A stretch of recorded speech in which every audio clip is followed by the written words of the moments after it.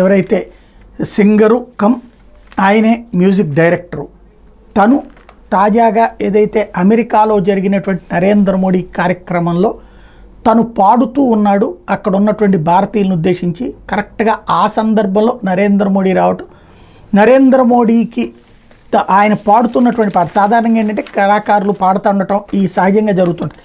కానీ మోడీ ప్రత్యేకించి పిలిపించుకుని అభినందించడం అన్నటువంటిది ఇప్పుడు దేవిశ్రీ ప్రసాద్కి సంతోషమైంది.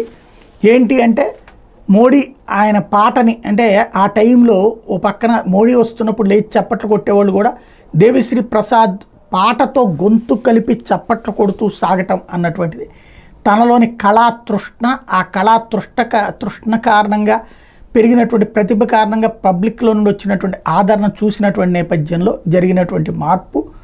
వాళ్ళందరూ కూడా లేచి నుంచుని చప్పట్లు కొట్టడం, ఆ నేపథ్యంలో స్వయంగా నరేంద్ర మోడీ పిలిపించుకుని మాట్లాడి అభినందించారు.